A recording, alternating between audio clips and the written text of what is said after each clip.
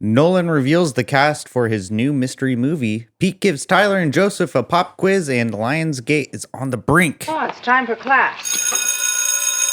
Class is in session! Roll call! Bueller. I'm gonna be late for class.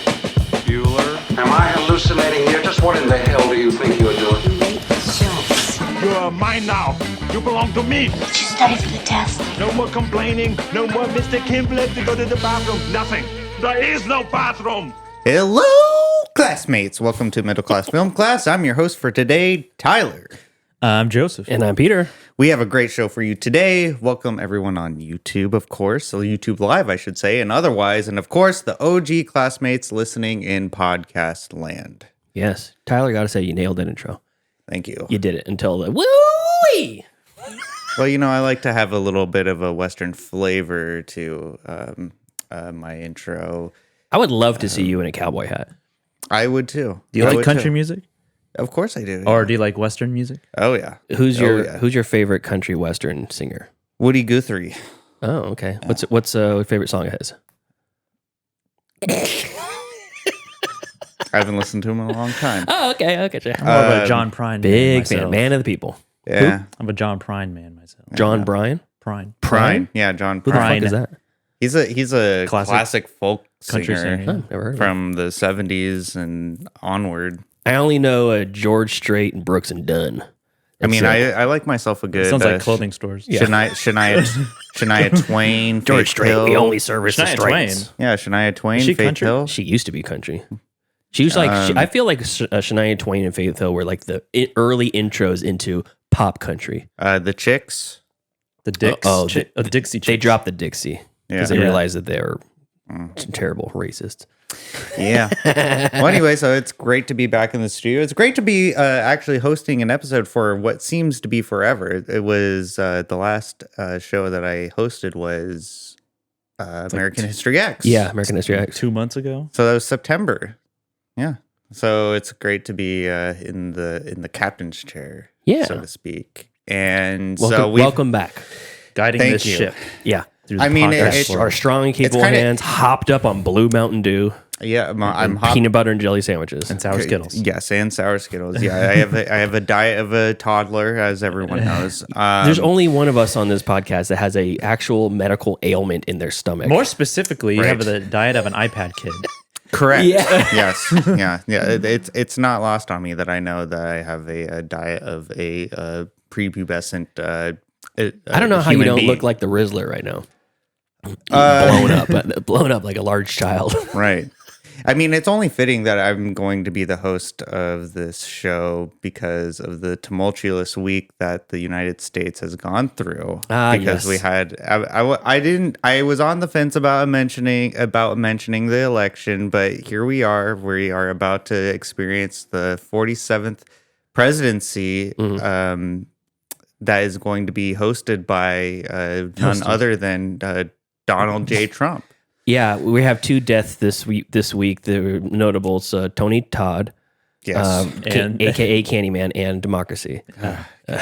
Just kidding. I mean, democracy is what it is, but there's a threat of democracy around the corner. Maybe, Perhaps the United States. yeah, death of maybe the United States. I mean, maybe. I don't know. Who gives a shit? I don't know. Maybe a lot of people who are illegal or were raised by illegal immigrants are gonna care.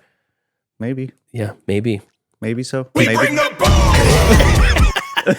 What does the Rizzler have to say about this? I want to know what he has to say. I know. I think our country needs Get him on the line. The Rizzler's commentary I've been on reaching our out to political I've been reaching landscape. out to their people so far. No Okay. response. Yeah, to AJ and Big Justin. Yeah. That's it. Big Justice. Yeah, I forgot. Remember there's other ones have a name Yeah. too. They're just not as catchy. We should ask the chat. Who did you vote for in the United States Please. election? Please don't.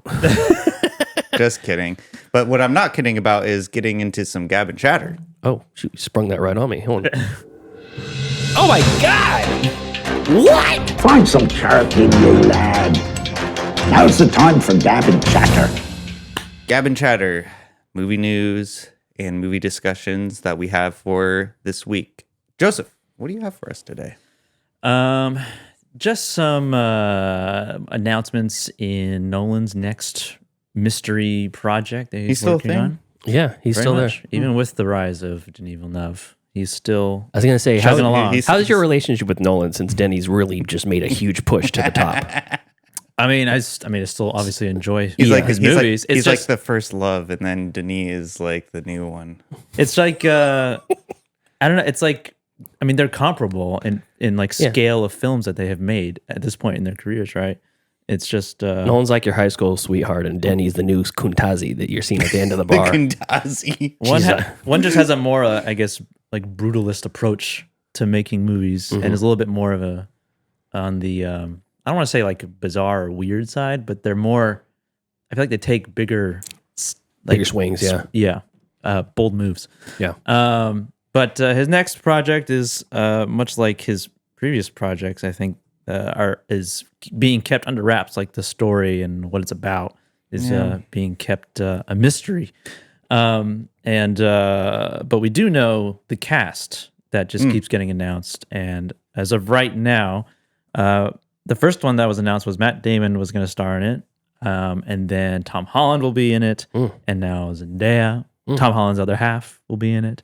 And now Anne Hathaway is also coming back to Anne Hathaway, the Nolan universe. Who was she in? She was in Dark Knight Rises and Interstellar. Yeah, I know. I forgot Dark Knight Rises exists. Yeah. I try to block that out. Why do you? It's a fine Batman film. It's fine. Okay. Not a fan. It's a good movie, just not nearly as good as Dark Knight. Chatbot says no. Jabba has feelings about Dark Knight Rises also. Yeah. Anyway, I programmed him. He believes what I believe. but yeah. So those are the newest people to join his movie, and What do you think the movie is going to be about? I don't know. But Well, do you have any speculation for it at all? I have no idea. Because sci-fi of some sorts. Yeah, maybe probably going to be sci-fi. Time related. Another historical biopic, perhaps. I hope not. Bet DSI has a prop bet that it's going to be 1,000 to 1 is going to have a time travel element in it. Oh, maybe, yeah. But that movie does have a release date of July 17th, 2026. So just over like a year or a year and a half. Pick that shit. I don't know. July 17th, 2026. I think it's the just beginning like, of summer. I think that's what they have to for the bigwigs at Warner Brothers, because he's probably working with Warner Brothers, right? No, He left them. he left them. He did. Yeah, Remember I talked about there was I don't remember. he left them was on Universal. Red. Oh, I didn't talk about it on the show. Yeah, I was going to bring that up actually. Basically, Warner Brothers sent him an apology of in financial form for like the money that like he 10 million he or lost on Tenet. Yeah. And like they sent him a 7-figure check. Yeah. And he was like, "Thank you, I'm staying with Universal." Wow. Yeah. He said, and I won't read your script. Yeah. Because they had a script that they wanted him to produce or to direct. Yeah. And he's like, thanks for the money. Peace. Yeah. I really hope Christopher Nolan goes into a direction that is kind of out of his element, because we have the time travel, we have like reality warping aspects of movies that he's done. Yeah. I'm really surprised that after the bomb dropped, there wasn't a time loop. Created a wormhole. You see young Albert Einstein and young That'd be crazy. Robert Downey Jr.'s character. Just takes an immediate left turn into the rest of the movie. They're playing at the same pond with like toys, and that's why Albert doesn't like him. Yeah. Because he stole his boat or something. Yeah, that would actually be a lot more interesting than the movie. So yeah, he is making this movie with Universal again, and Zendaya is currently in the middle of award season with 2 big movies from this year of Dune Part 2 and Challengers. Oh yeah. Mm-hmm. And she is currently also filming an A24 feature with Robert Pattinson and Alana Haim called The Drama. And Anne Hathaway has a newer movie coming out with David Lowery called Mother Mary, and then another project with Warner Brothers. So David Lowery, Mother Mary. yeah, Holy shit, I'm wet. Wow. I am. I don't know what drenched now. I'm not sure what Disney property he produced to fund that movie. Yeah. The Care Bears movie. Yeah. You know what's really interesting about Nolan? Because I was trying to find more information about this project. Mm-hmm. And if you go on IMDb and under his upcoming projects, there's only 2 listings. Mm-hmm. One of them is a Memento reboot that's not from him. He's being credited because he's the original writer on it. Yeah. That's being made. I think it's foreign. I think it's Italian. They're making it. and the other one is this untitled Christopher Nolan Universal project. That's it. If you go into any other filmmakers' upcoming projects, like Ridley Scott has 18 right now. Yeah. Oh my god. Nolan is like laser focused on this one project. Yeah, Ridley Scott already announced his next movie with Paul Mescal. Yeah. Called The Dog Star. Yeah. Also, but that Keanu Reeves band, Yeah. Dog Star. The Dog Star. The Okay. Dog Star. Interesting. It's a Shaggy Dog reboot with Tim Allen. Oh god. Oh God. Or an Air Bud reboot. Yeah. Fuck yeah. Shaggy dude. Dog. Hell yeah. Ridley Scott directs Air Bud. I love it. But yeah, so in a year and a half or so, we'll get to see Nolan's next project. Obviously, we'll get a teaser a year before the movie comes out, Yeah. and then that's kind of vague. I think I'm calling it. I think it's gonna be a heist movie. Ooh, that'd be cool. Yeah. A heist movie, like in what vein? I mean, like, so Like Inside Man? Inception was like No, like Jumper with Hayden Christensen. He steals a bank. The Inception- whole bank. He jumps the bank. I guess jumps the bank. Inception was kind of like a heist movie a little bit. Inception for sure was, and Tenet had some heist elements to it. So I think he's probably going down that route. Tyler's like, I want him to do something new, except for he's already done 3 heist movies. Should do a Western. Let's do another. Oh, I think great. Yeah, but I don't think Anne Hathaway has the cojones to do a Western. I don't see her in one. I think she's perfect. Would be perfect. in a Unless she Western. plays who Annie Oakley. Annie Oakley. Well, she doesn't have to play an actual person, like in real life. Just be a Western, just that lives. Maybe well, I guess that's just like Star Wars. Okay, so next, all right. So Nolan's Sci-fi next Western. movie is going to be a Western. Done. Awesome. Done. We call it here. Yep, I guess so. I can't wait till the new episode that we do in 2026. I guess we'll see what's Yeah. going Remember back 2 years ago? Yeah. on. But yeah, that's all it? I have. Cool. All right. Awesome. Pete, what do you have for us this week? Well, first off, I was listening to. I heard something of a pop quiz. Yeah. So first off, I was Inklings. listening to Binge Movies. They're ranking the Final Destination franchise. We were talking. They're talking about like how can you make that franchise fresh after 5 movies, and then the 5th one they do the crazy time loop. It's actually a surprise prequel. You know. Oh, really? Yeah. Yeah, I heard spoilers. about that. Yeah. Sorry, I thought that was well known, but at the end of number 5, they're getting onto the plane from the first one. Oh, crazy. Yeah. Yeah, and it's Like a different group of people? It's a different group of people, and they're getting on. And like, finally, we escaped death. Now we're going to go to Paris to celebrate, and then the plane comes down. But I thought they should go the route with Prey and go back in time. They should do Final Destination in the Wild West, Jesus. or Final Destination in like colonial America on the East Coast. But wouldn't that just be reality though? Since it was like You're always dodging the death. mortality rate was so high. But just imagine like gunpowder goes off and spins a wagon wheel so fast to take someone's head off or something. I would like a Final Destination with long-term illnesses. What? Like That's just It's the worst. That's just like 50-50. Like the worst idea. like 50-50. Well, he didn't die in that, I guess. Oh, Jesus. Like, spoilers. Now talk about spoilers. Like- All right, anyways, let's move on from this. All right. I have a game I'm bringing to the show. Okay. And I have a theme song. Why is the English language so goddamn frustrating? What language is even that? So the game is called What Language Is Even That? Fictional languages. Have you guys ever seen those videos where someone takes a sentence or a sequence of whatever, like a paragraph, translates it back and forth between Chinese and English like 50 times? No. And I've heard something like that. the the structure of the language becomes unstable. It breaks down. It's like Right. a wormhole, and and it's like you lose a little bit in translation every time it goes back and forth Okay. until you can't recognize the original sentence. So what I'm going to do is I'm going to take IMDb synopses of 10 movies and read them back to you, and you have to tell me what the movie is. Except I've already run the synopsis through a translator app, which passes it through many different languages, landing back on English. Is it? So are you describing a plot of a movie? It's a IMDb synopsis, Okay. Oh, okay, so it's just like a badly described. like a one sentence synopsis. Plot. Yes, Okay. exactly. All right. Exactly, just like a badly described plot. And so, for example, our movie of the week right now is Broadcast News. So here would be an example. Two television producers, one smart but confident, the other lazy, compete for the friendship, respect, and love of their creator. That was translated 50 times, and the answer would be broadcast news. Wow. Okay? All right. To make it a little bit easier, I'm doing Best Picture winners. So these are very well-known movies. Okay. Okay? All right. The original, oh, by the way, that was passed through 50 times, and it went English, Samoan, Gurjati, Portuguese, Bulgarian, Slovene, Persian, Thai, Swedish, Somali, Maltese, Malaysia, Maori, Yoruba, Punjabi, Hausa, Slovene, Hungary, and on and on and on. Jesus. Slovak, Chinese, Latvia, back to English. Okay. Exactly.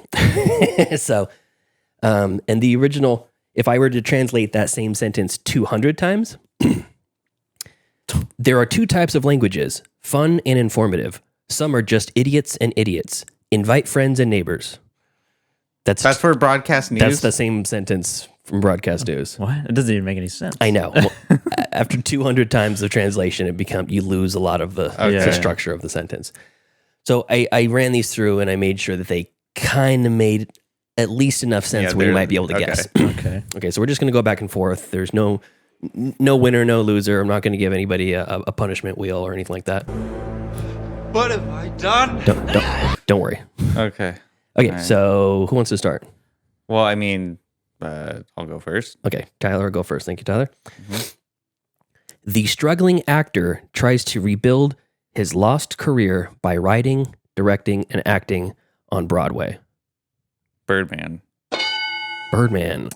Or The Unexpected Virtue of Ignorance. Oh. That was translated 40 times. Okay.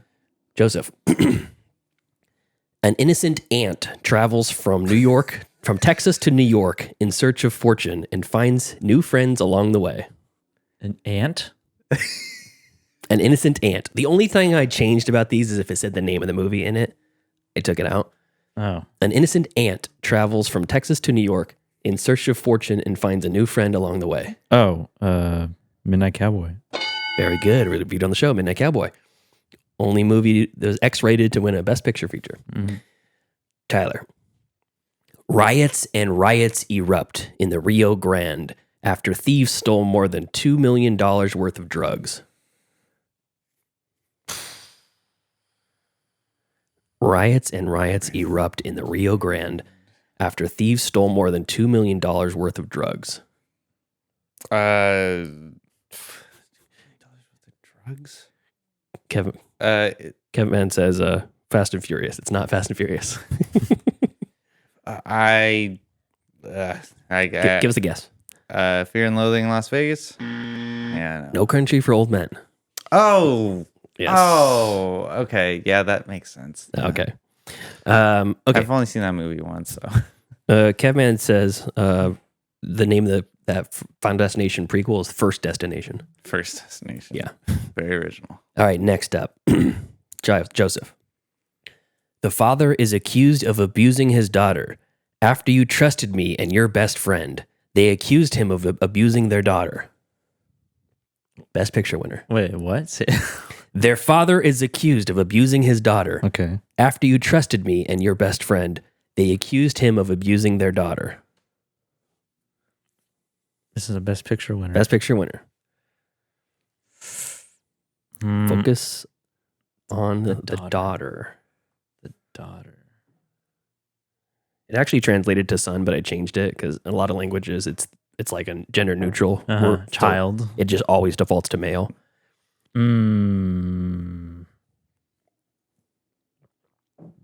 Give us a guess. Monster. This is American Beauty. Oh. What? That was translated 40 times. Okay, Tyler. Okay. The film takes place in America in the 1950s and 1970s, and a 75-year-old Alabama man wants to see his daughter. Best Picture and this winner. is a Best Picture winner? Best Picture winner. The film takes place in America in the 1950s and 1970s, and a 75-year-old Alabama man wants to see his daughter. Give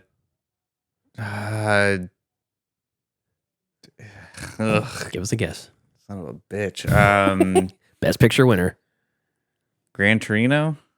Oh wait, no, Little Miss Sunshine. Little Miss Sunshine. No, damn it. I don't think Little Miss Sunshine won Best Picture. Oh, it didn't. Oh, Yeah. This is Forrest Gump. Yeah. It took 75 IQ and turned it into 75-year-old man. And it turned a girlfriend into daughter, apparently. okay. All right, Joseph. A middle-aged Chinese explorer goes on a wild quest to discover another world and connect with a life that she can live. A Chinese explorer? A middle-aged Chinese explorer goes on a wild quest to discover another world and connect with a life she can live. Everything Everywhere All at Once. Very good. Very good. That was only translated 15 times too, by the way. Oh. That was. I would never have guessed that. Well, you haven't seen it. I did it like. That's true too. You haven't seen it still? No, I haven't. Bro, what is wrong with you? There we go. You love Asian people. Yeah. And you can't even watch the movie. All right. Yeah. Tyler. Yes. The bandit gives his secret kingdom to his son. The bandit gives the secret Kingdom to his kingdom son. to his son. The bandit. The secret kingdom to his son. The bandit gives his secret kingdom to his son. Pirates of the Caribbean? Best Picture winner by Pirates of the Caribbean. Oops, I accidentally hit the foghorn. This is Joseph. You have a guess? I don't know. The Godfather. Oh, okay. It says like a Secret Kingdom. a criminal Yeah, organization, I the get leader it. of a criminal organization, a bandit. Yeah. Okay. All right, Joseph. This one I had to delete the name from it. Okay. A well-intentioned American businessman decides to help his best friend and her husband escape from the Nazis in blank. Best Picture winner. Oh.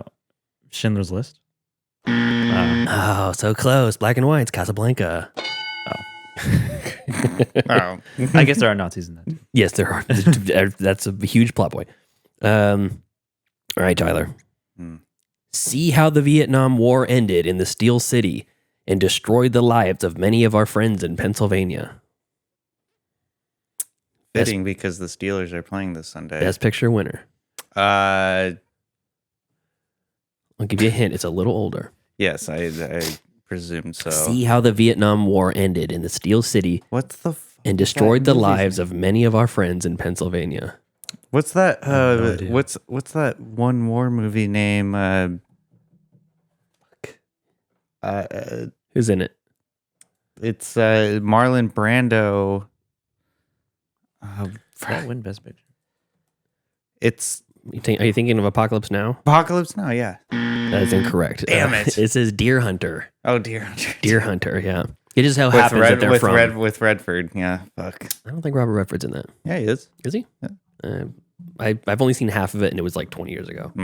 I know it's Benicio del Toro and Christopher Walken. Christopher Walken, yeah. Oh. All Maybe right. I'm wrong on that. Last one. Joseph, you ready? Sure. What? Asked a boy from a small town in blank. When people suspect cheating, they describe what happened in the past and explain how they responded. What? I can't say the name of the city because it'll give it away, but Okay. what? Asked a boy from a small town in blank. When people suspect cheating, they describe what happened in the past and explain how they responded. I can't Best Picture can't winner. even comprehend I can't even this. wrap my head around what you Best just said. Picture winner. What? What? Asked a boy from a small town in Mumbai. When people suspected cheating, they described what happened in the past and explained how they responded. I'm just so confused by that sentence. So Yeah, it's It's like a little boy asked a little boy from a small town in Mumbai, what? Because they suspected he was cheating. And then the little boy described what happened in the past and explained how they responded. Don't look at the chat. Okay. Titanic. I don't know. Slumdog Millionaire. I saw the answer, Yeah. so I didn't want to say it. Very good. That's it. That's 10. That was my 10 movie game. That was fun. 10 that movie was game. really fun. That's right. That was really fun. And I also the English language so goddamn frustrating. I couldn't have said it better myself. Language is even that. This has been What Language Is Even That? Nice. That's all I got. Robert De Niro is in Oh, Deer that's Hunter. Yeah, Not Redford. Not Redford. De Niro. All right. Almost the same person though. That was a really fun game. I think we should play that sometime soon. Okay. I have a news story. Lionsgate, the famous production company, reports disappointing results after a theatrical slump. I think their latest release was Borderlands, based off of the video game. Was it? Yeah. And it did horribly at the theater. Horrible. Yeah. Several of our other releases in the quarter, though cushioned by financial models that worked as intended, didn't live up to either our standards or our projections. This was the CEO of Lionsgate, John Feltheimer. Okay. And I was kind of thinking to myself too, I think this is just a really slow month for theatrical releases. I think that the CEO of Lionsgate was just really butthurt that Borderlands was not the smash hit that he thought it would be. Okay. And quite honestly, I'm really surprised it wasn't either. You had who was it? Man, I am Kate Blanchett. Kate, yes. One of my celebrity crushes, Kate Blanchett. Kevin Hart. Well, yeah, he played Claptrap. Is that what it's called? I think that was Jack Black played Claptrap. Oh, whatever. Kevin Hart played an animatronic rabbit or some shit. No, he was live in it. Yeah, I know. Well, anyways, I thought it was going to be a hit with the success of the Fallout series, and there was in The Last of Us. You know, the video game. See, the problem is that you have to be good like The Last of Us to make the money. The Last of Us. So it's interesting that you mentioned that because The Last of Us. You mentioned it. Thank you. We both mentioned it. Yes. It's like we're on the same wavelength. I was thinking you're correct on that assumption, Pete. Like you have to be good at doing an adaptation of a video game franchise or IP. Mm-hmm. And I haven't seen the Borderlands movie, but I had high hopes for it because I thought it's kind of pretty easy to put on film. I mean, I thought Fallout was going to be a major failure, but it turned out to be an incredible TV show. It was charming. Did you watch the rest of it? Yeah, it was great. Oh, okay. It was great. And then, so I was really surprised that Borderlands wasn't on the tailcoats of the Fallout series because it kind of came out at the same time a little bit. Like, I mean, the reviews on it were terrible. Yeah, it was terrible. I'm not even sure what was bad about it, really. I didn't see it, so I think it was just not a great movie. But what makes it not? Okay, What makes that it clears it up. Was it like just like cringy writing? Was I heard it was cringy writing, bad dialogue, spoon feeding sort of stuff. Like very much, almost like a little kids movie. I mean, the game. I never really played the games. I didn't really understand the draw to them. The game is it's because of like the game mechanics. Like it's really fun. Well, it almost looks like it's cell shaded stuff. Mechanic. It's really fun. Well, yeah. I mean, like the game, like the shooting is fun. Like, and it was like one of the last like split screen 2-player games that you could play on like next gen consoles. So. Well, that's a problem with if you're taking a property like that and adapting it, you already don't have a huge, I think, player base into it. The Last of Us it transcends age groups, genders, really like new gamers, old gamers, story-based gamers, and like single player, multiplayer sort of gamers. Definitely story-based, yeah. Like Borderlands is very like not like on the same level as The Last of Us. Or Fallout even. What, in terms of story? Yeah. Oh, okay. Because there's like lore to like both of those IPs, and then Borderlands is kind of like a shoot 'em up. Like there is a story, but it's not as like emotionally in depth. Kevin says that Amazon's doing the Mass Effect series, so he's excited about that. Yeah. But it made me. What's your discussion? So it made me start thinking that I think there's a lot of doom and gloom with the executives, like in production companies, because movies tend to perform poorly in November, and it got me thinking: why do movies in theaters in November perform poorly? because you think about January. January is like the fuck you, like we're just gonna put out the bullshit in January because you're past the Oscar season. But it got me thinking, like, Borderlands didn't release in November. Borderlands has been out for months. I know. I'm not. No, Borderlands is neither here or there about this discussion that I'm presenting. Okay. But it got me thinking because there's a lot of doom and gloom against with the executives of these production companies saying like, oh, no one goes to the movies anymore. It's like, well, yeah, I mean, why is that though? And I have to say, it's are you getting ready to eat Skittles mid-sentence? You're pulling Skittles out of the bag while you're talking, and you're holding a Skittle as you're talking. I need to do something with my hands. I'm not going to eat it. I'm just holding it. Okay. Great. Thanks. Always the professional, the consummate pro. Yeah, exactly. So I was thinking that but like after, I shouldn't even say after COVID because COVID is still a thing, but like after like the lockdowns shit like was lifted from our society, I think that the marketing departments in a bunch of areas of entertainment have really failed the audience because I haven't been excited about something in years. And so they're saying, and that's their fault. Yeah. I think that's more of like a deep personal issue for you specifically. I haven't been excited about literally anything in years. Some people call it depression, but I don't know. I think it's the marketing department in Hollywood's problem. So what's going on with Hollywood, huh? I've been deeply unhappy since June of 2020. I'm just saying, like, you look. I'm just saying, I think the marketing department in the entertainment industry really needs to step up their game and stop. Stop relying on social media and all of that. Can I give an antithesis to that, like a converse to this, an argument against? Okay. So we had Immaculate.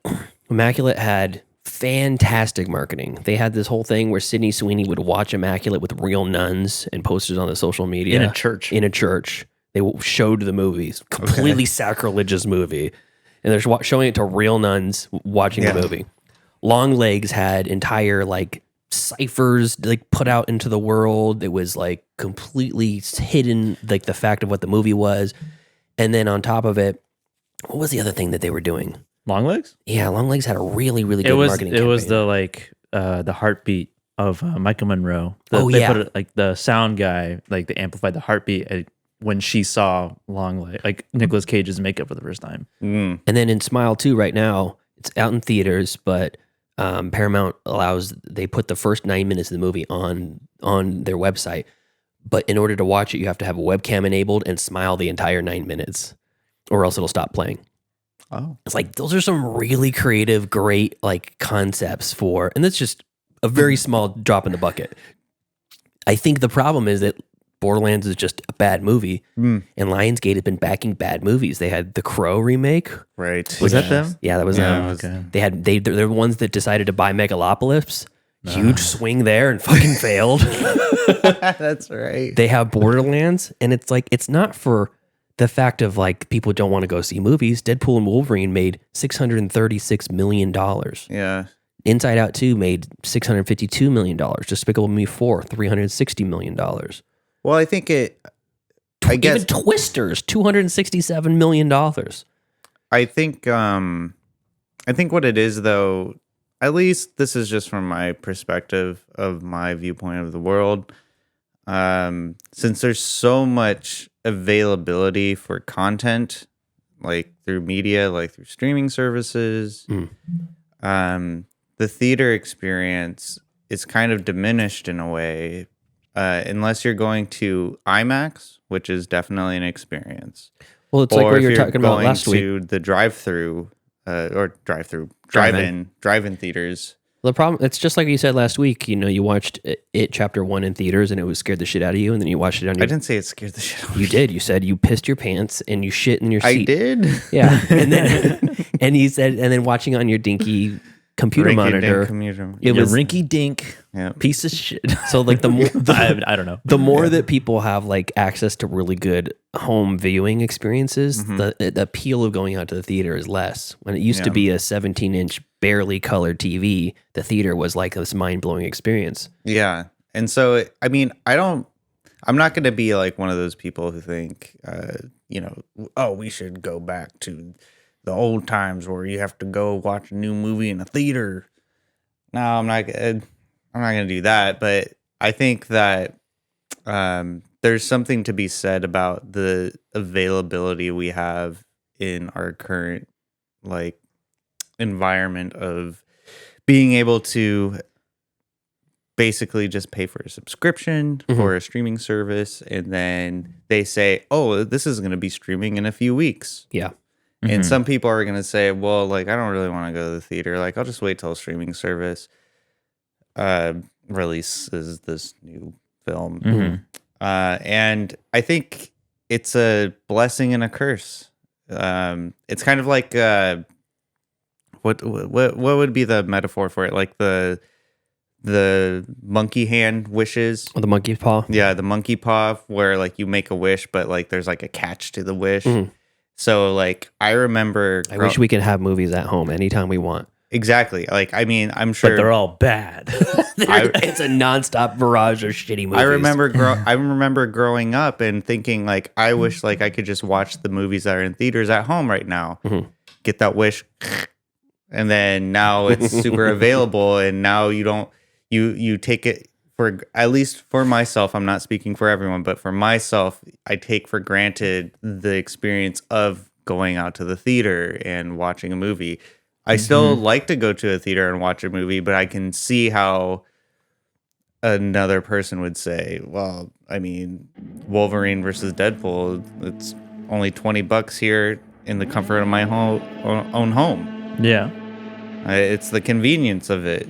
So, I mean, I don't know. Like, I think that's just probably like a philosophical dilemma to be said. Yeah. I mean, I think that, like, for me personally, it's like I want to go to see these movies in theaters. I just don't have the time. Yeah. I don't have the time. And I want to make the time, but it's like there's like a commitment thing. It's like, oh, well, it's a weeknight. And I got off work, so I'm like, I gotta do there, and I gotta figure out what I'm gonna eat for dinner, and like I'm gonna eat super late, or I'm gonna be rush eating some like fast food or something. Yeah, I know. It's just like it's time management thing, it's a thing, and sometimes like being spontaneous works out in favor if you just have time. Yeah. You know. And then kind of like what Angry Otter just said, like we used to have like the specific channels like HBO, Cinemax, or Stars, or whatever. And I remember there would always be like a movie that I missed in theaters. Like they would have Saturday night premieres of new movies, and I'd be like, and you could see it coming ahead. You have to go on the TV guide and see when it's going to come on. Yeah. Well, I kind of missed the TV guide era, or like taking advantage of the TV guide era, and then getting cable like Comcast or something. You would get like, this movie is coming out on Saturday. Yeah. On HBO, Stars, because like each one had a Saturday night premiere, and that was a thing for a while. I think the time aspect is something that doesn't get talked about enough. Like just your personal time. Everybody wants to talk about, it's kind of the same stuff we just said. It's easy, more accessible to get a good quality video screen at home, audio setup at home, access to these newer release movies. You rent $6, or even if you pay $20 on a newer release, and you're like, that's about the price it's going to be for 2 tickets for 2 people. So yeah, me and the love of my life sitting on the couch, we're going to pay the same to stay at home and do it. We got our own popcorn. We can pause it. We can kick our shoes off. We can get naked, whatever you want to do when you're watching a movie that you would get arrested for in the theater. Oh, yeah. But it's not just really that. It's like people schedule their lives to be so full. And we've done it to ourselves, and we pigeonholed ourselves into Saturdays, you know, where it's like our Saturdays are spent doing this. Yeah. And I enjoy it. I have a lot of time and fun doing it, but it's like my Saturday midday, a lot of times used to be my movie theater time. I could go to see a movie in the middle of the day on a Saturday because I got nothing else, and other people are out running and doing errands and stuff like that. And it's just There's not enough time in the day. You always end up like, how am I so busy? I know. Why did I do this? What do? I just have my job, my side hustle, my podcast, and all these other things that I do. Why can't I just say no? Yeah. So what I have to say to the movie executives for their slow quarter, fuck you. Yeah. Make me more excited about Make movies. me more excited about media and movies. Because there's too much. You're releasing too much. Fix my life. Everything is really... There's too much shit. Too much. You're making me want to just watch the same YouTube clips. Over and over again. Over and over again. Anything else, Tyler? No. Okay. But we do have something that we have to go over, and that is streaming picks. Movies. Wanna watch a movie? Yes, I do. Disney Plus. Oh, HBO Max. If I don't get the pick, show's over. I have grown accustomed to Hulu Plus. Amazon Prime. I like Netflix. You found it. Streaming picks. Joseph, what did you watch this week? All right. I didn't watch anything too extraordinary over the last week. I did watch some new stuff. The craziest thing that I watched, I watched the series on Max from the makers and director of Tiger King. I watched Chimp Crazy. Oh yeah, it's a 4-part series. It's very similar to like Is it Tiger like King, but it's about a documentary series. but about a woman who just has an obsession with keeping chimps. And it is an insane documentary because this time the director is actually in the movie as well. Oh, and after they made Tiger King, which was like a COVID like bombshell, that was like a sensation. Everybody was watching Everybody. because everybody was at home. So after the making of Tiger King, everybody in the exotic animal world who keeps exotic animals found it, like knew his name, and they like didn't want anything to do with him, right? Oh, yeah. So he had to hire a proxy director. Really? A proxy director who goes and talks to this woman, and I can't remember her name, but Carol Baskin, that bitch Carol Baskin. no, it's just a different person. Oh, okay. But probably even more insane than Carol Baskin. Florida-based, of course. We all heard of Florida Man. This is Florida Woman. Florida woman. So funny. And so she keeps chimps and chimps that like have appeared in movies. Oh, yeah, professional chimps. Yeah, and professional working actor chimps. God. And so yeah, he hires a proxy director to be able to go talk to her, and everything that like happens in the documentary is happening like in real time as you're watching it. Okay. So it's like they're making a documentary. So there's like no and- edits or no cuts or whatever. Like they're well, just it's just like the events unfold as they're making it. Oh, so like okay. there's like a court case between like PETA and her to try to get the chimps out of her care and into like a sanctuary, and there's stuff happening on camera that like she's trying to hide or like basically say that like this chimp that she kept from being taken with the other 7 chimps. yeah. She said, "Oh, he died. He's not alive anymore. He died of a heart disease or something." And the lawyer from PETA is like, "Well, we think you're just hiding him." And That's wild. I didn't know it was about that. And there's a whole part of the documentary where she is like on like a Zoom court, basically, because this was COVID time. Yeah. And she's being filmed by the documentary crew, and is essentially like after the Zoom call ends, she goes down in the basement after saying after crying and saying he's dead, he's not alive anymore. You're putting me through this. Oh my little God. Teddy, he's And then dead. goes down in the basement and look who's there. The chimp. And then the director's like, well, now I've captured this damning evidence for her. Fuck. What do I do with it? And then like that's another part. Give it to HBO. And so yeah, it's a really entertaining documentary. Okay. And And it- it's 4 episodes, you said? Yeah, it's 3. I think pretty sure it's 4 episodes. Me and Deanna just like went through it one night. It's like 4 hours. Oh wow, nice. God damn. It's captivating. So that's streaming on Max. I watched another documentary, an older documentary, Michael Moore, Bowling for Columbine. Ooh. Okay. Yeah, and that was I've seen it before, but like not in a really long time. This came out in 2002, and I mean it's still as like relevant as ever. Everything that is mentioned in the documentary. Isn't that fucked up that it still is? Yeah, because nothing changes. Yeah. It arguably actually gets worse. Yeah, that's like, I mean, you guys both seen that. Yeah. I have not. You haven't seen it? I have. That's the documentary where everyone thought Marilyn Manson was actually an intelligent man. Yeah, he does an interview with him. I mean, Marilyn Manson is a piece of shit. Yeah. He does have He's not intelligent. He does have an insightful interview though. Because you go, oh, okay, that kind of makes sense. But yeah, it makes sense. But like that, any normal person would come to that conclusion that he's the point that he's making. Sorry, I didn't mean to interrupt you. Yeah, okay, whatever.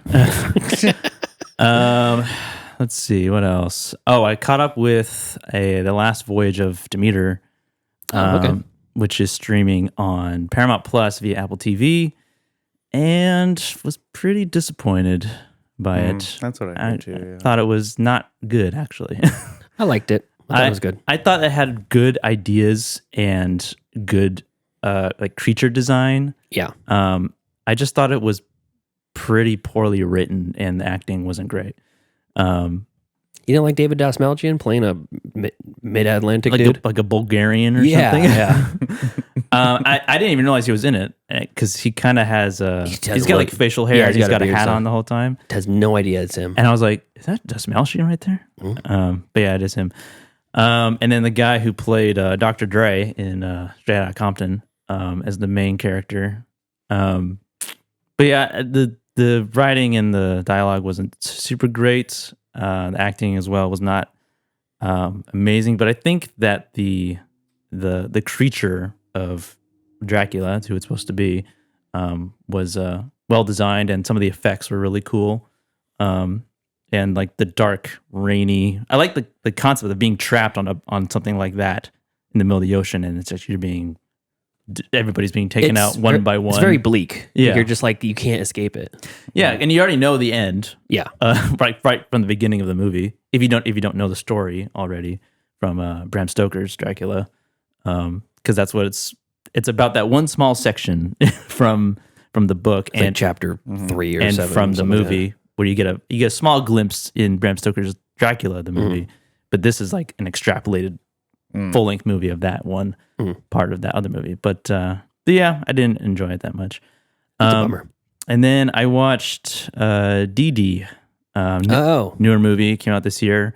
I guess it's streaming on Peacock, according to this. Nice.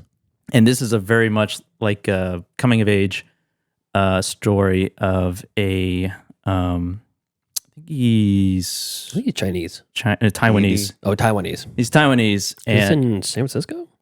I don't know where it takes place, honestly. It doesn't really say. And this is kind of like a mix of like mid-90s with very much like a mid-90s feel, where it's like the movie mid-90s. Yes, yeah, the movie mid-90s.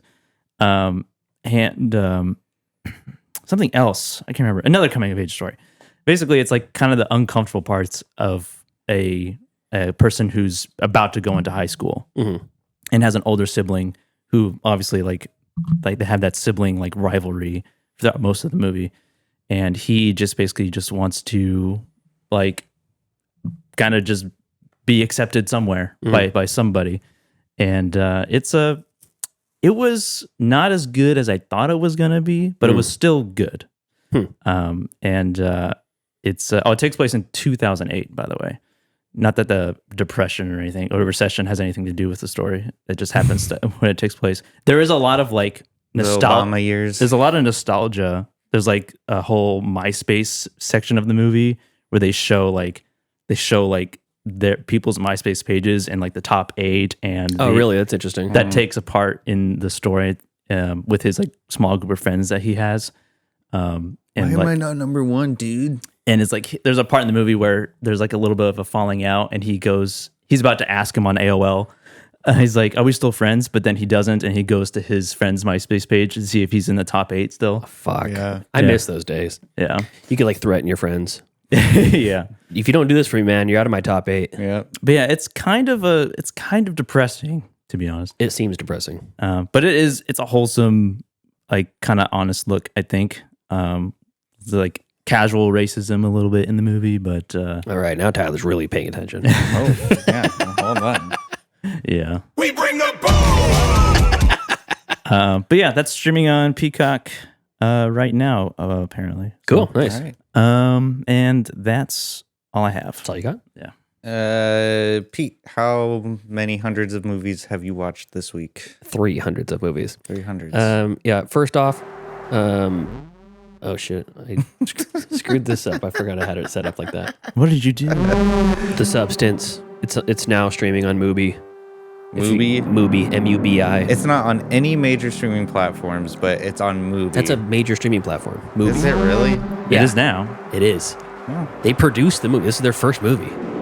Oh, is it a movie original? It's a movie original. A movie original. Yeah. All right. Do you have it? Yeah. Yes. Because so here's the thing. Do they have enough on there to make it worth it? So it's a 7-day free trial you can start out with Mubi, and I'll give you some. The cool thing about them is that they're taking basically forgotten movies that were available nowhere and bringing them out to. It's almost like a version of the Criterion. So it's like bootleg cinema. Kind of, but they're remastering them. They're actually doing the remastering of them. Oh, they're doing okay. their production and restoration and all that kind of stuff. So it's kind of like Criterion, but geared for a younger audience, I think. So they have all of Coralie Farjat's movies, which was The Substance, Revenge, and her first movie. I don't know if it's a full length or a short called Reality Plus, which was kind of like the early version of The Substance, I think. That's on there. The Fall from Tarsum Singh. That's a forgotten movie that just got a 4K remaster from Mubi, available only on Mubi. I watched that. It's fantastic. It's visually really fantastic. American Psycho is available there now. Humanist Vampire Seeking Consenting Suicidal Human. It's a movie that's really not available anywhere except for on Mubi. The Nightingale from Jennifer Kent.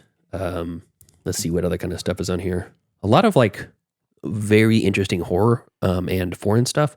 Monster by Hirazaku Korida. That was a huge one that people are from. I think it's more available now. It's technically listed as a 2023, but it made a lot of people's like top 10 list of either this year or last year. I think it was last year. Just a lot of really good stuff. Swallow's on there. Series even. Self-portrait of a coffee pot. Don't know what the fuck that is. But all kinds of interesting stuff. So it's one of these things that it kind of like, I think it's a more challenging cinema that's going to be like edifying towards you. So anyways, The Substance is on Mubi. I finally convinced Brianna to watch it with me. She threatened to not talk to me for a week if there was too much gross stuff in it. And there was a lot of gross stuff in it, but she still loved it. Okay. Yeah, so I absolutely recommend everybody go watch that. On the polar opposite side of the spectrum, I watched IF, Imaginary Friends. Yeah. Streaming on Amazon Prime, MGM Plus, Pluto, Paramount Plus, and Fubo. It's is a really mixed bag for this movie. John Krasinski is a father who has a single, like an only child daughter. At the beginning of the movie, she's probably 6 or so, something like that. And it does kind of an up thing where the intro to the movie is this really sad, like storytelling device that gets you to the present. Yeah. And, the mom tugs at your heartstrings. Yeah. The mom doesn't make it. And now she's got just her and her dad, the Disney prototype, single parent raising this child and what happens from there. And John Krasinski wrote and directed this. I'm not surprised. What do you mean by that? Because it seems like everything that he's been in, he's been writing and directing. Everything that he's in, like he also has directed it? Like recently. He played Reed Richards from the Fantastic Four. He had nothing to do with that, writing production. I think he might have had a little bit of a hand in it. That was Sam Raimi. No. Sam Raimi and the Multiverse of Madness. Yeah. Anyways, his character is kind of draining. he's doing his very best Ryan Reynolds impression, who's also in the movie. Oh, And Ryan Reynolds is like this imaginary friend's wrangler or something like that. Like he he's a mystical figure. Ryan Reynolds? he's basically like David Alan Grier from Magical Society of Magical Negroes or whatever. Oh, Yeah, he's the liaison between the real world and this imaginary friend's world. And the girl starts seeing these imaginary friends, and it's like all of them. It's all these people, and it's kind of like Toy Story, where their child grew up, and they needed to be there for their kid while they grew up, and now their kid is up and adult now. Yeah. And these imaginary friends have no purpose. So the concept is pretty cool, but the difference is something like Inside Out or Toy Story. Every one of the characters, like these otherworldly characters, are really interesting, and they're really sharply drawn characters, and they all have their different personalities. And you know, this one's angry, and this one's sad, and this one's neurotic, like you know, like the dinosaur from Toy Story is like a neurotic mess. Yeah. You know, Pig is very ham. He's very like matter of fact. Buzz Lightyear is very assured, but is delusional. Woody's a cynical narcissist. It's like you have very specific characters from all these movies, and it focuses on them. And if you focus on this girl who has no character at all, and the imaginary friend characters, their only trait is that they are trying to get back to their kid. Yeah. Like, there's nothing interesting about them. Now the variety of imaginary friend is cool. There's big fuzzy purple ones played by Steve Carell. There's like a Betty Boop era, like black and white cartoon era, like Ladybug creature that's called Butterfly. And then there's stuff like the incognito mode guy in like Chrome incognito mode. Oh. He looks like a detective with like creeping around with his like trench coat pulled up and his like eyes all shifty looking. Yeah. That's an imaginary friend. It's like a character based off of that person. Okay. Weird. Yeah, there's like bubble creatures. There's a marshmallow guy whose like eyes are constantly dripping because he's on fire and he's melting. And it's like, that's really interesting. But for the most part, you only see those for a second, and it's the design of the character, not necessarily the personality of the character, which is interesting. Yeah. So It's all style, no substance. yeah, kind of. And it is a really good looking movie. There's a lot of really interior shots with like great sun beaming through the windows and stuff. And it takes place in a big city. So there's a lot of like playing with that sort of stuff here. But really just kind of dull and boring. But I will say there are some really strong emotional scenes. There's like 3 or 4 scenes that kind of save the movie from being kind of completely useless. I would still recommend it, but just this might be something you want to watch with like a nostalgic look. If like you are in the mood to look back on your childhood or in the mood to like connect with a really young child, this might be a good one to put on.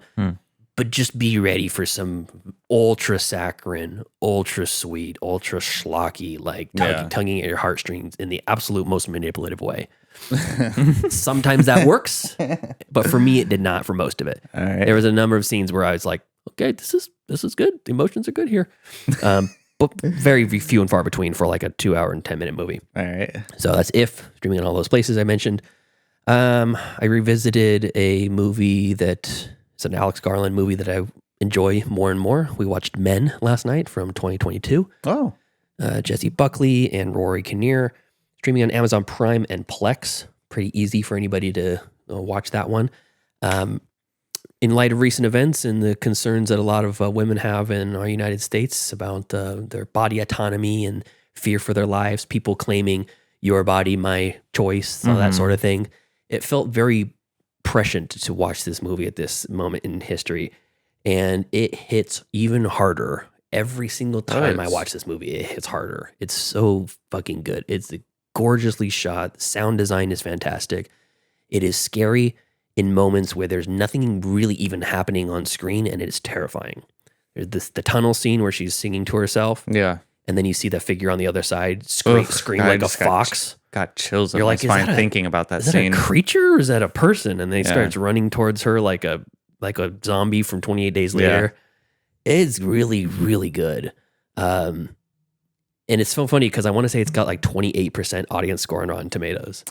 Really? Yeah, like didn't really think- shockingly low audience score. I didn't think it was that bad. Like I wasn't. I know I was disappointed when I first saw it. Well, but it's just the slow decline into madness at the end is enough to like just put a sour taste in people's mouth, I think. Like right when you finish the movie and you're like, that's how it ends. yeah. 20 minutes of madness, and then also it's supposedly not a satisfying ending. I thought it was fantastic. And so after that movie was over, Brianna and I had to have a discussion about which last 20 minutes of the movie is more insane, this one or the substance. Oh. And I think it's a toss-up for very different reasons. So anyways, that's Men. You should go see Men. I'm only going to mention it briefly because I'm wearing the shirt. Frogman. Welcome to Loveland, home of the Frogman. The frog. Loveland, Ohio, home of the ultra-specific localized cryptid called the Frogman. You've heard of the Mothman? Well, this is the Frogman. This is a movie that came out in 2023. You can watch it on Vudu for free with Nice. ads, or you can watch it on Screambox. You can also rent it for like $4 on YouTube and all those places. Yeah. I picked up the box set for this. It was an early release, and I heard a lot of friends recommend it as like this is a really good low budget found footage movie, and it didn't disappoint. It's really fun. There's a lot of practical effects for the Frogman. Yeah. Spoiler alert: you see the Frogman. Nice. It's not like Blair Witch where fucking nothing happens. It's scary, but you're like, "Where's the witch? Yeah, but that's I want to see the witch." You don't get to And see. there's no witch. There's no witch. Her sister was a witch! That perhaps she was. We don't know because we don't fucking see the witch. But in Frogman, you see the Frogman. So I would watch that if it's a high recommend. But the funnest movie I watched all week is one a blind spot for me from 1997. John Woo's Face Off. Oh, Never seen it before? Never seen it before. Really? wow, that's a good one. Stream on MGM Plus, Paramount Plus, Peacock, and Pluto. So you can watch it all over the place.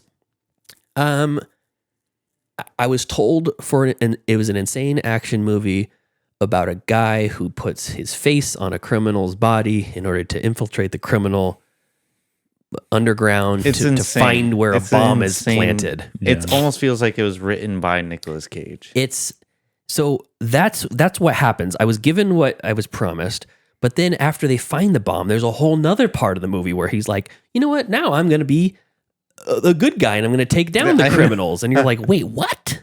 He kind Why of the turns 180? good, but in the bad way. I don't know. The story was more than I was expecting. So I appreciated that. I appreciated the commitment to the insane character that is Castor Troy by Nicolas Cage. Mm-hmm. And I also appreciate the acting chops from Travolta to play. He's playing Travolta playing Cage. Yeah. And he really does a good job of it. And you Yeah. can tell in certain parts of the movie when he's acting like a Travolta in Cage's body. And then there's other times when he's really embodying Cage in Cage's body. And then there's times where he's somewhere in the middle. You can tell he's trying, but he's not doing a very good job of it on purpose for the plot. It's so It is really impressive in that regard. bonkers. It's man. funny because like they don't just take the face. Obviously, they the body too. It Yeah, goes they're like, with it. we're going to thin your hair out. We're going to give you ab implants and liposuction on the hips and Yeah. all this shit. And you're like, It's insane. this is how they do it. And and there's a point when Cage wakes up with his face off. Yeah. And he's like, one of the most memorable, like as watching it as a kid. That was the most. I'm sure. the scene that sticks out the most. yeah. And he's like walking around with no lips, you know? No face, no lips. Yeah. All you see is the reflection on the. Oh, yeah. It's really the good. glasses. So big props to Travolta for this. It's as a comic book or a cartoon that's committed to film. Yeah. There's no way around it. They don't make them like this anymore. And at some point, too, yeah, that's true. They don't even give a fuck at some point because they're like, there's a scene where it's like the airplane hangar and they're all in closing in on Castor Troy. Yeah. And this special agent comes around the corner and Cage has got this shotgun trained like right at him. And you know he's going to come around the corner and blow the guy away. And then this guy comes around the corner. You can see the wires holding him up. And you're like, oh, he's going to get hit with the shotgun. And he hits him with the shotgun and he flies back. And the wires are so visible. He's visible in 2 full shots. And he sees the 2 wires like pulling him away. They don't even try. Nope. They don't even try to hide it. Nope. It's so good. So yeah, go watch Face Off if you haven't seen it like me. If you've been living under a rock, it's streaming like everywhere. Yeah. So, Okay. a lot of good times. Awesome. Is that it? That's it. All right. I thought I just had a spider on me, but it's just a piece of thread from my shirt. Just a falling sour off. skittle. Anyways, cool. Those some great streaming picks. I have 2 streaming picks this week. I watched Good Will Hunting again. I don't know what like brought me to that movie again. But I turned it on. It's on Prime, but it also, I think it might be on Max. I'm not sure because it's all like blurred together for me. Yeah, I think that it's probably Robin Williams' stronger roles that he's been in. Just because and Matt Damon too. I think both of them just acted so well in that movie. And what really sells it to me is I don't like the concept of him being like this genius with like a photographic memory, like, and he can just, he's just, I don't like that. It's interesting how I don't like the story of Good Will Hunting, but I love the performances in Good Will Hunting. So, especially during the screen time that Matt Damon and Robin Williams have, they are just such a very good, they have a very good chemistry about someone who has had a incredible loss that he's traversing his life through. And then he is projecting, maybe not projecting is the right word, but he's essentially using Matt Damon's character, Will, as his own therapy. Wait, Will what? Will. His character's Will what? Will what? Will Hunting. Holy shit. That's where the title comes from? Yeah. Good Will Hunting? Yeah. Oh my God. So Gus Van Sant, you've done it again. I really don't like the story of Good Will Hunting, but the chemistry between Robin Williams and Matt Damon is just, it's so like charismatic and compelling that I can't help to involve myself in this Fakakta story. And if you want to hear more about it, we spent an hour and 16 minutes talking about this movie back in May. Right. Yeah. This is what we call a value-added streaming. I knew I was going to get flack for it, but I was going to ask you. I was like, you do remember that, right? Yes, I do. Okay. Yes, I do. You look like a really sad Ellen DeGeneres back then. I'm looking it up on YouTube right now. With a beard. Look at the hair on this. Hold on, let me see. It looks like a Ellen DeGeneres with a Lord. beard. Oh Lord, I'll never go back to that look again. But yeah, revisited Good Will Hunting. Definitely, I think if you're a fan of Robin Williams' performance in any movie, this is definitely required. Mm-hmm. Okay, anyways, moving on. I watched a new movie last night on November 8th. Please clap. 2024. Year of our Lord. 2014's Predestination, streaming okay. on Netflix, starring Ethan Hawke and Sarah Snook and Noah Taylor. This movie is bonkers. There's a lot of twists that I can't really. It's hard to talk about this movie because there's twists that will kind of ruin the experience for you. But if you know my disposition on clones and Oh shit! that nature, There's a clone here. I'm not the clone. You're a clone. I'm not gonna say no. I'm not. I'm just saying my disposition towards clones. You will know why I like this movie. And You have a prejudice against clones. He's racist against himself. I mean, well, this movie kind of changed my perspective on that aspect. But I mean, the short of the movie is that as his last assignment, a temporal agent is tasked to travel back in time and prevent a bomb attack in New York in 1975. The hunt, however, turns out to be beyond the bounds of possibility. So essentially, there's this bomber. They call him. You know what's funny now that I'm making the bomber's name that Ethan Hawke's character is trying to stop. It's called the Fizzler Bomber. Oh shit! The Fizzler? Yeah, the It's the precursor to the Rizzler. Yeah, I didn't even think about that. The Fizzler. Yeah. I'm the Fizzler. And so it's DJ Small Justice and the Fizzler. So Ethan Hawke's character is trying to stop this massive bombing that happens in 1975 New York that kills like 10,000 people. And so he's a part of a government agency that travels through time to like, you know, and he's trying to find this person like throughout time. 10,000 people?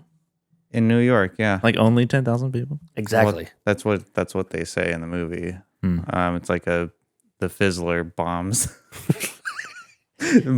New York and kills 10,000 people. He makes a really big Alka-Seltzer bomb or his dry ice bomb, the Fizzler. Yeah, pretty much. It's an interesting concept for sure. I was entertained and I got a few good laughs on the twists that happen. Once you start watching the movie, like once you get probably a half an hour into it's only like an hour and 37 minutes, so it's sweet. It's only a short watch, but like once you get like a half an hour in the movie, you can already predict the ending. That's a really short time for like a time bending. Chris Geiger kind of explained the plot a little bit. Pete, this is the movie I told you to watch where Ethan Hawke is both. Oh, can't say that. Oh, that's interesting. Oh, don't see. No, that's a spoiler. Well, I'm not going to read it because I don't want to spoil it for the audience. But yeah, I remember you talking about this one. I've actually have it on my list. I started watching this. I got 10 minutes into it like 10 years ago. Yeah. And whatever it was, the disc I had or something was corrupt and I couldn't finish it. Oh man, I don't remember the disc. Yeah, I remember it was a disc. I know it was a rental. It might have been Redbox or something. Huh. I just because it's 2014. Yeah, so 10 years ago when it first came out. It's an entertaining movie. I thought it was entertaining. Like, I mean, it's nowhere near the masterpieces that have been coming out as of recent. But Ethan Hawke, I swear, man, like he is underrated. I feel like Ethan Hawke is an underrated actor. But I think he does that on purpose, though. I don't think I'm underrated on purpose. Yeah, I don't want anybody to know how good I am. I'm being subtly. God forbid if I get more work. I'm a subtle great actor. I think because he's an author, and so he doesn't really care about acting. He just does it for I guess he does it for the art of it as well. I don't even care about acting. I don't care. But that's a huge assumption on my end. Oh, okay. But Predestination is a very fun movie, and I got a lot of laughs out of it. It sounds like Time Cop. Kind of, yeah. It kind of is, but it's so ridiculous. I really wish we could discuss it further in detail. And where's it streaming? That is streaming on Netflix. Great, awesome. Nice. And that is all I have for this week. Okay. Anything else you guys wanted to say before we break off? No. Okay. So thank you to our Cool House Yard Duties over on Patreon. That's Javier, Heather, Michael, Steven, and Chris. Two of them are in the chat, Michael and Chris. Thanks, guys. Thanks for supporting. I really appreciate it. And thank you to all the rest of the Patreon subscribers as well. Joseph and I talked a little bit about maybe some changes to the show. We need to get Tyler in the loop and kind of discuss a little bit further, but maybe a little bit more interaction with the Patreon members. All right. So we are sadly and unfortunately leave them to rot. And also next weekend. Oh yeah. So next weekend next week and the week after, we are not going to have new shows. Still going to try to do something. Maybe I'll put some old episodes in or something, but me and Joseph have a film shoot we're going to be on. So next weekend and the weekend after will be both days, Saturday, Sunday, working all day for both weekends. Yep. Yeah. So, but anyways, if you want to support us on the Patreon, head us up on patreon.com/middleclassfilmclass or just watch and listen on the YouTube page. That helps too. Until next time. Thank you for joining us as we gab and chatter in the YouTube Live. We got a bunch of fun stuff happening there. Join us if you're not doing that next week. I guess not next week. Yeah. Follow us on Facebook, facebook.com/MCFC podcast, and send us an email, mcfcpodcast@gmail.com. And follow us on Instagram at Middle Class Film Class and leave us a voicemail at 209-283-1716. And follow us on Twitter at Podcast MCFC and on TikTok at Middle Class Film Class. All right. Thank you so much for everybody for supporting. It really means a lot. We'll see you next time. Yeah, see ya. See ya. English, Samoan, Gurjati, Portuguese, Bulgarian, Slovene, Persian, Thai, Swedish, Somali, Maltese, Malaysia, Maori, Yoruba, Punjabi, Hausa, Slovene, Slovak, Chinese, Latvia, back to English. Class dismissed. I gotta get out of here. The bell doesn't dismiss you. I dismiss you. You're free to go. See you next week. See you later. See you later. That's a wrap. Great show.